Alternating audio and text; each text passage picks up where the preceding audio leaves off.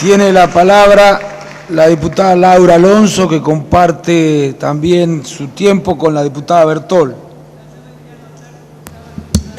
Muchas gracias, presidente. Hoy venimos a reformar una norma que no es una cómoda norma, como se ha dicho en este recinto. Es una norma esencial para la democracia y la república. Me voy a remitir a lo que se nos dijo cuando se reformó la Constitución de la Nación en el año 94. Y se nos dijo en la ley de reforma que esta Constitución reformada venía a atenuar el presidencialismo en la Argentina.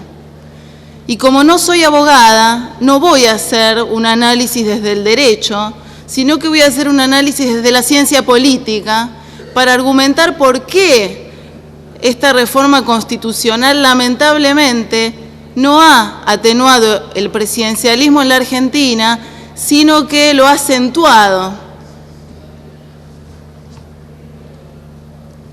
El otro punto que quiero destacar es que la reforma que hoy estamos tratando, a la ley 26.122, no es una reforma en contra de ningún gobierno. Es una reforma en favor de la democracia y de la república. Es una reforma que busca recuperar las potestades y las facultades que este Congreso ha perdido a lo largo de los últimos años. Y las ha ido perdiendo por dos razones. Una, porque el Congreso ha sido desplazado por el Poder Ejecutivo a lo largo de estos años, y no solo de los últimos, a lo largo de, le diría, la última década y media, presidente. Este Congreso ha sido despreciado, y la foto máxima del desprecio fue la que se produjo aquí el pasado 1 de marzo. Pero también este Congreso abdicó de sus potestades. Este Congreso entregó facultades al Ejecutivo.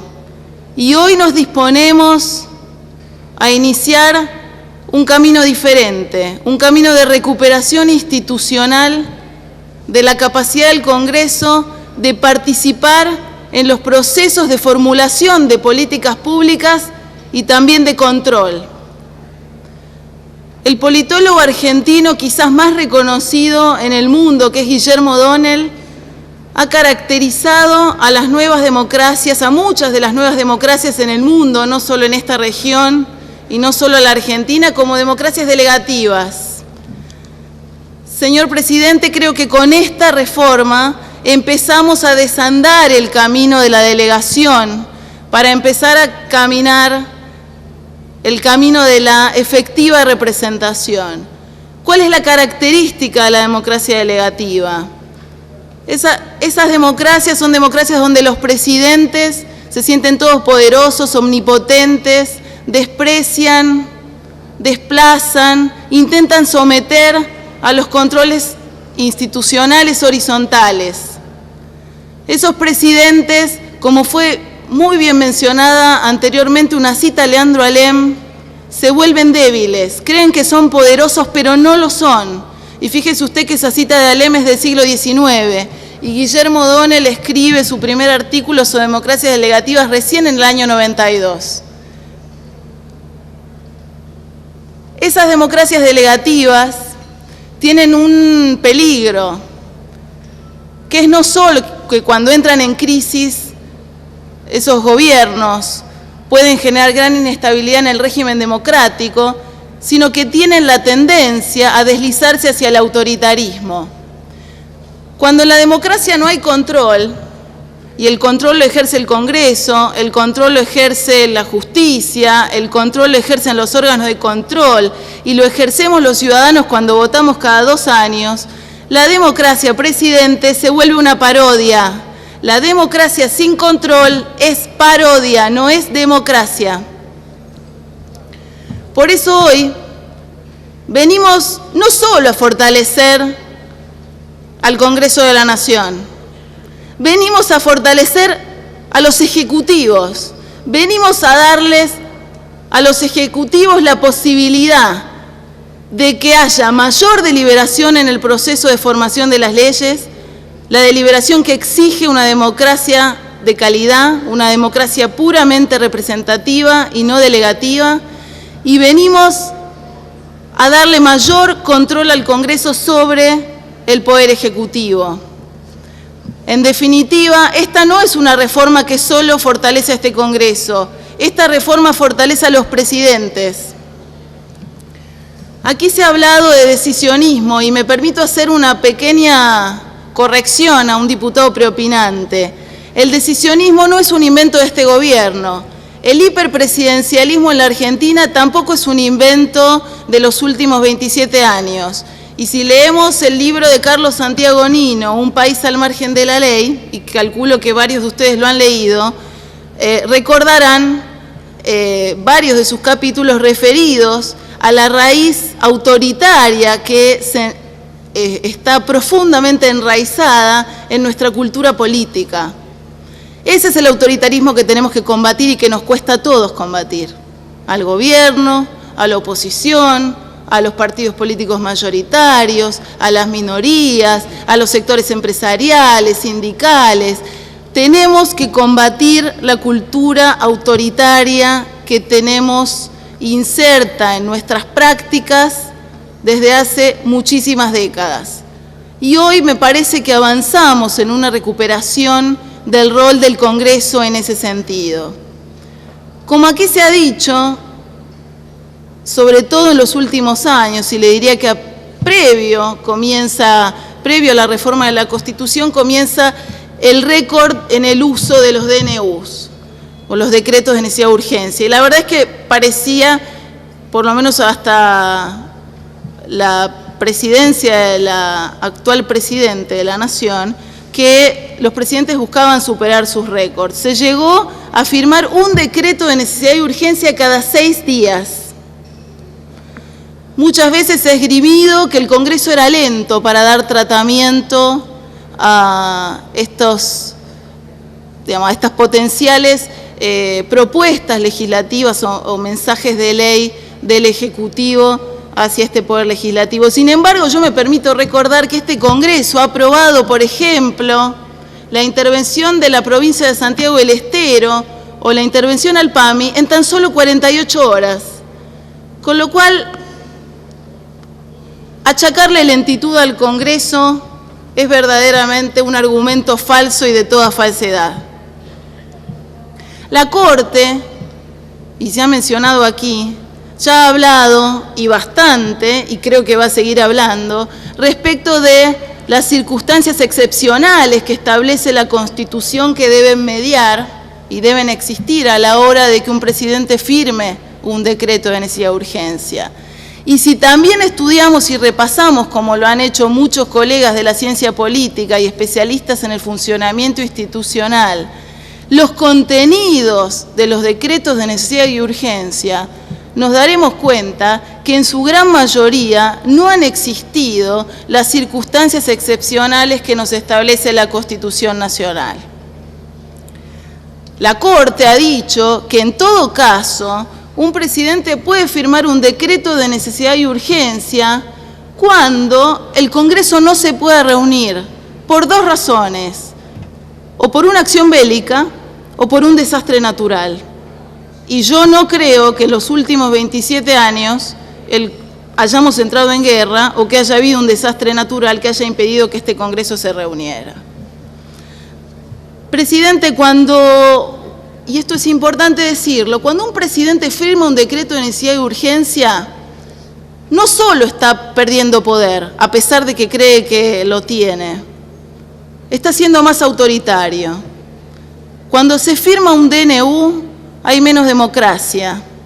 Cuando se firma un DNU, hay menos deliberación en esta casa, en este ámbito. Cuando se firma un DNU, se sustrae la voz del pueblo representado en esta Cámara y la voz de las provincias y la ciudad de Buenos Aires representadas en el Senado a opinar. Por eso digo que es importante la reforma que hoy nos estamos disponiendo a aprobar. Y es más que importante, es una reforma fundamental y esencial. No es una reforma cómoda y no es una reforma de coyuntura. Para mí y para nuestro bloque es una reforma de fondo, es una reforma que va a afectar a este y a los próximos gobiernos. Y es una reforma que hará de este sistema un sistema mejor. Solo quiero destacar un punto del dictamen, que es el referido a finalmente dar cumplimiento al artículo 82 de la Constitución Nacional, que prohíbe el silencio o la sanción ficta. Me parece que eso es un punto importante que debemos destacar. Aquí se han mencionado otros casos. Recuerdo que en las discusiones hemos hablado del caso de Italia, el caso de España, pero también quiero llamar la atención positivamente respecto al caso de la Ciudad de Buenos Aires. En la Ciudad de Buenos Aires, cuando el jefe de gobierno de la ciudad firma un decreto de necesidad y urgencia, si el decreto no es tratado por la legislatura porteña dentro de los 30 días de firmado el decreto, se cae. No hay ninguna discusión. El silencio implica rechazo, implica caída del decreto de necesidad y urgencia. Y este es un punto importante porque genera un incentivo muy fuerte para que los jefes de gobierno en la Ciudad de Buenos Aires no hayan abusado de los decretos de necesidad y urgencia. El actual jefe de gobierno, Mauricio Macri, ha firmado apenas 3 decretos de necesidad y urgencia, casi en 3 años de gestión. Y 2 de esos decretos de necesidad y urgencia han sido firmados por las 2 inundaciones, aquella que se produjo en 2008 y la que se acaba de producir recientemente en la Ciudad de Buenos Aires para habilitar con rapidez el pago de los subsidios. Fíjese usted entonces que cuando las instituciones se diseñan correctamente, se generan los incentivos que estamos buscando. Diputada, la diputada Gil Lozano le pide una interrupción. No, diputada, en este momento no, gracias. Retomo.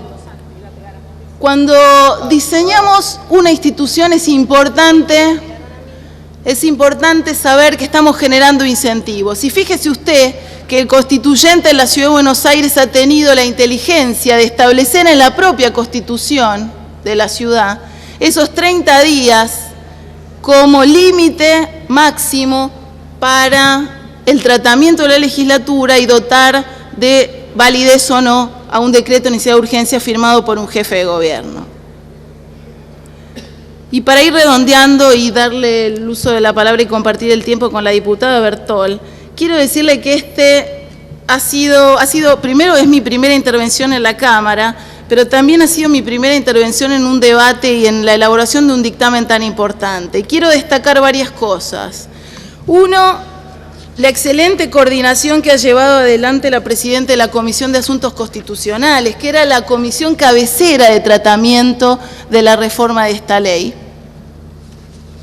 Segundo, el esfuerzo que han puesto todos los compañeros de los bloques de la oposición, sabiendo que para obtener un resultado era necesario en muchos casos de poner creencias o convicciones particulares para ganar en colectivo. Hemos hecho una negociación donde creo que todos salimos contentos porque vemos un producto final y esto es importante. Es importante destacar que se puede negociar, que se puede arribar a consensos y lo estamos haciendo con esta ley. El último punto, para mí, y es también un recuerdo a quien fuera uno de los que más ha trabajado el vínculo entre Ejecutivo y Congreso en la Argentina, es una cita a Guillermo Molinelli, una cita de Guillermo Molinelli que quiero hacer. En el año 99, el 29 de julio, Guillermo Molinelli escribía en La Nación, en el diario La Nación: naturalmente, la actual oposición puede quejarse de que, frente a la posibilidad de obtener la presidencia, es injusto que el próximo presidente se vea algo más restringido que el actual. Y si ganan, tendrán razón. Y quiero decirle a Molinelli que esperó casi 11 años, pero que hoy tiene su respuesta. Hoy estamos anteponiendo el bienestar, el interés general por los intereses particulares de muchos de los que están aquí en esta Cámara, van a competir por elecciones, van a competir por la presidencia del 2011, pero estamos anteponiendo el interés general por sobre el interés particular. Por todo lo que he expuesto hasta ahora, y también lo hará la diputada Bertol, anticipo nuestro apoyo y voto afirmativo a esta ley. Gracias.